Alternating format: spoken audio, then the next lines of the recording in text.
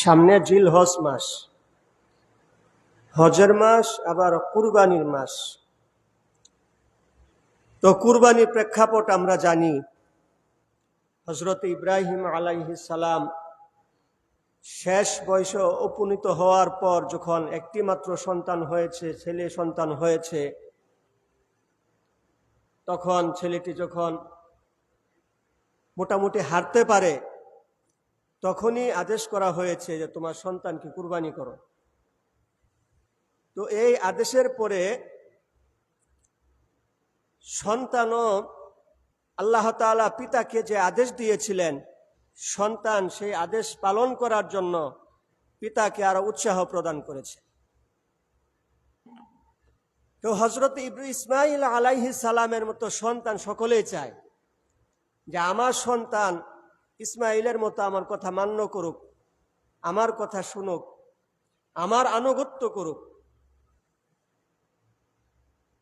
তো এটা সবাই চায়, কিন্তু যেই কারণে হযরত ইসমাঈল আলাইহিস সালাম পিতাকে আনুগত্য করেছেন, হযরত ইব্রাহিম আলাইহিস সালাম সন্তানকে যে শিক্ষা দিয়েছেন, এই শিক্ষাটা আমরা সন্তানকে দিতে চাই না।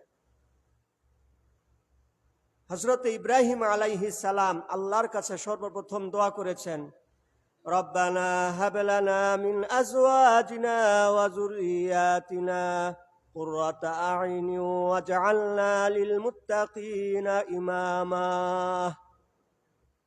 হযরত ইব্রাহিম আলাইহিস সালাম সর্বপ্রথম আল্লাহর কাছে বলেছেন, আল্লাহ আমাকে একজন নেককার স্ত্রী দান করো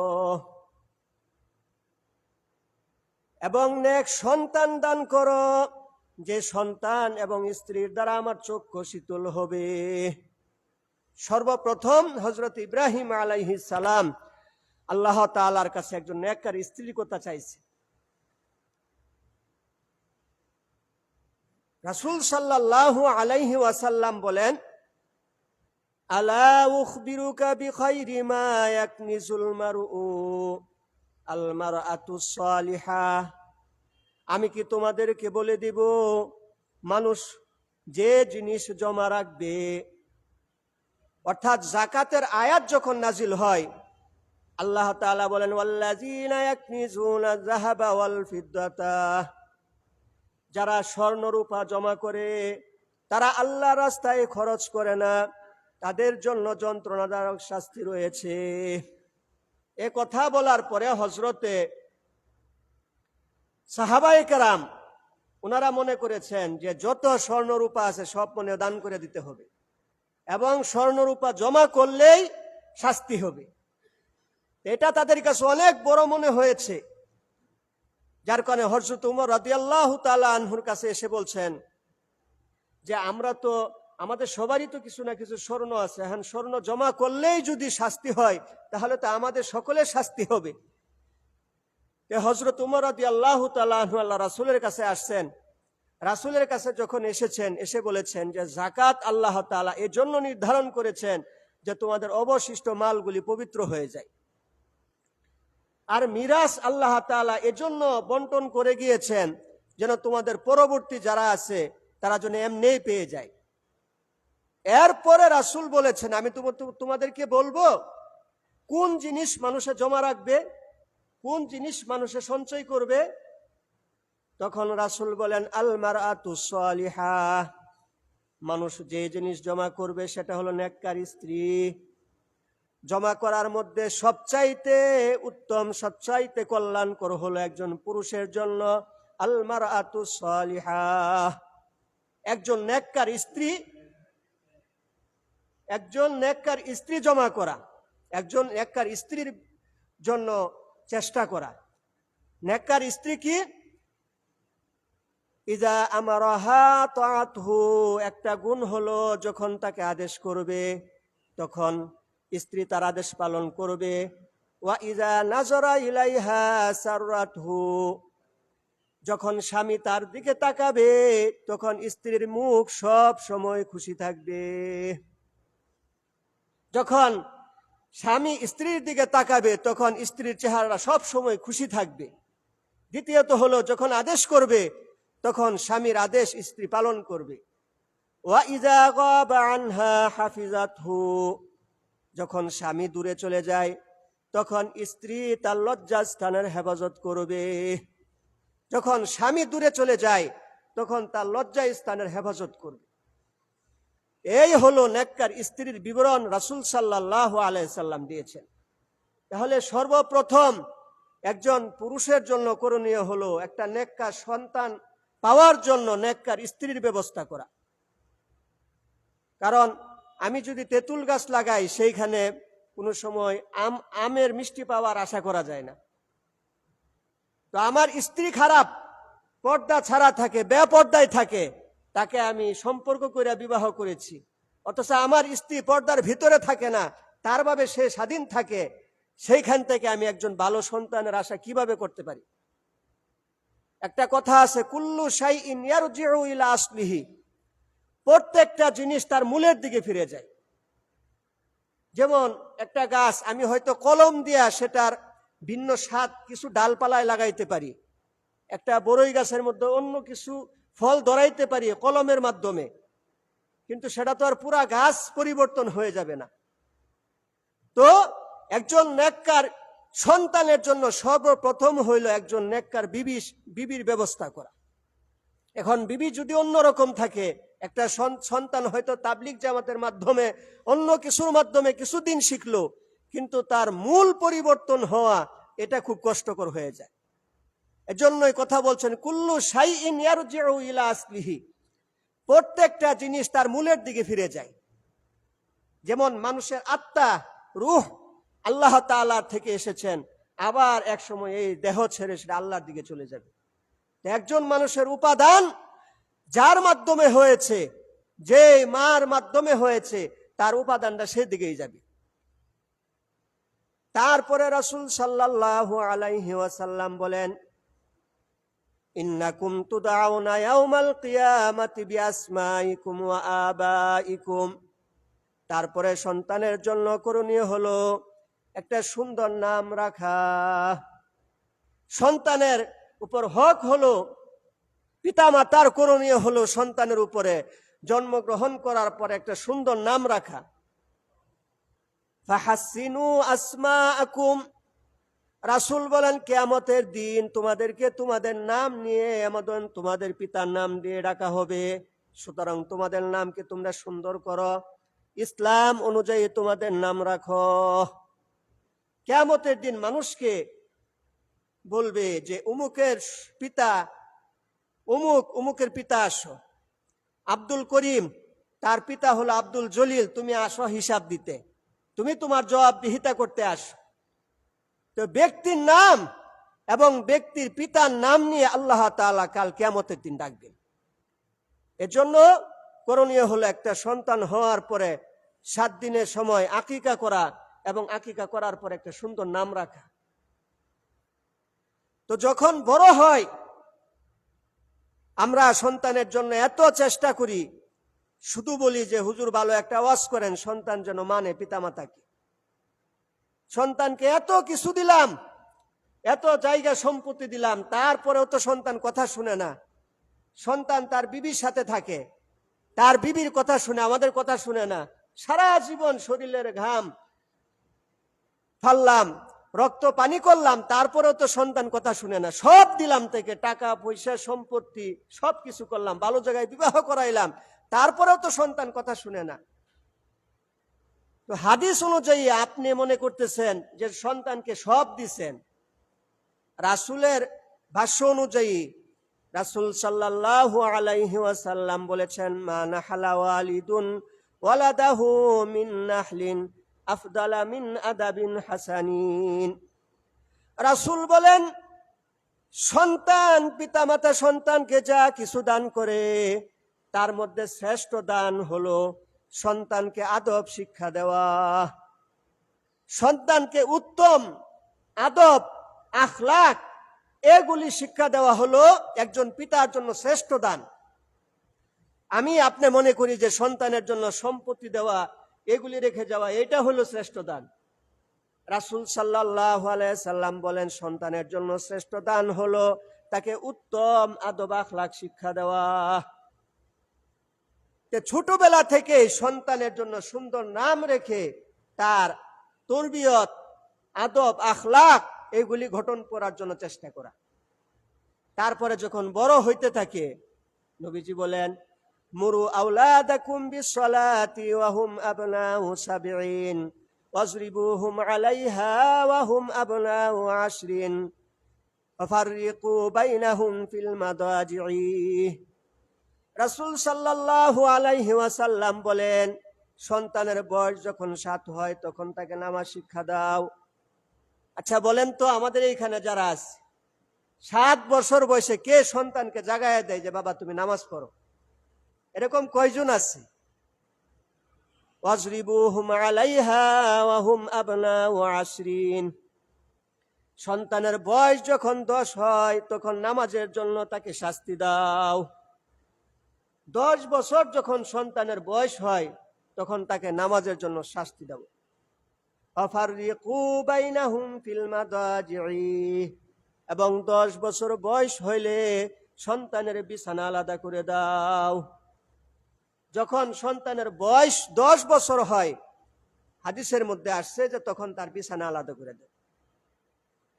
এটা হলো ওই যুগের কথা যখন মোবাইল ছিল না, আধুনিক কোনো অশ্লীলতা ছিল না। ওই যুগের কথা হলো সন্তানের বয়স 10 হলে তার বিছানা আলাদা করে দাও। আর এখন কি করা দরকার বলেন? এখন তো এক ছেলের বয়স 6 বছর হলে সে সব কিছু বুঝে ফেলা, মোবাইল দেখে সব কিছু দেখে ফেলা। এরপরেও একজন সন্তানের বয়স 10 হয়েছে, 12 হয়েছে, 14 হয়েছে, তারপরেও মায়ের সাথে থাকে, তারপরেও বাবার সাথে থাকে। বাবা খুব খুশি, তার পরিবার থেকে 90% সে পরিবার থেকেই পেয়ে যায়। বলেন নাউজুবিল্লাহ। তো রাসূল সাল্লাল্লাহু আলাইহি ওয়াসাল্লাম যে কথা 1400 বছর আগে সতর্ক করে গিয়েছেন যে যখন তাদের বয়স 10 হয় তখন তাদের বিছানা আলাদা করে দাও।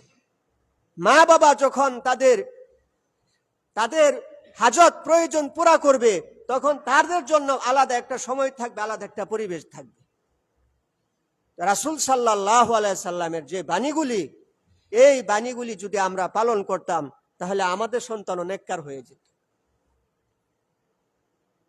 শুধু নেককার হতো না, আমার আখিরাতের বিরাট বড় একটা পুঁজি হয়ে যেত। রাসূল সাল্লাল্লাহু আলাইহি ওয়াসাল্লাম বলেন, ইন্নাল্লাহা লা ইয়ারফাউদ দারাজাত লিল আবদিস সালিহি ফিল জান্নাতি ফায়াকুলু ইয়া রাব আন্না লি হাযিহি ফায়াকুলু বিইস্তিগফারি ওয়ালাদিকা লাকা। রাসূল সাল্লাল্লাহু আলাইহি ওয়াসাল্লাম বলেন, যে নেককার ছিল, সন্তানকে নেক শিক্ষা দিয়েছে, সন্তানকে আদব শিক্ষা দিয়েছে, কাল কিয়ামতের দিন সেই পিতামাতার মর্যাদা ক্রমান্বয়ে বৃদ্ধি পেতে থাকবে। যে পিতামাতা সন্তানকে আদব শিক্ষা দিয়েছে, আখলাক শিক্ষা দিয়েছে, দ্বীনের পথে রেখেছে, সে ব্যক্তি মারা যাওয়ার পরে কবরের মধ্যে এবং জান্নাতে তার মর্যাদা পর্যায়ক্রমে বাড়তে থাকবে। তো পিতা সেইখানে বলবে, ফায়াকুলু ইয়া রাব আন্না লি হাযিহি, জান্নাতের মধ্যে বলবে, হ্যাঁ আমার আল্লাহ, হ্যাঁ আমার রব, আমার এত মর্যাদা কোত্থেকে এলো? এত ভালো কাজ তো আমি করি নাই, আমি অনেক গুনাহ করেছি, সেই গুনার শাস্তিও তো আমার নাই।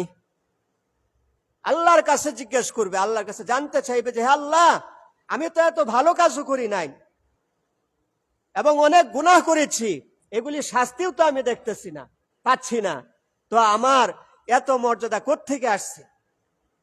বিইস্তিগফারি ওয়ালাদিকা লাকা।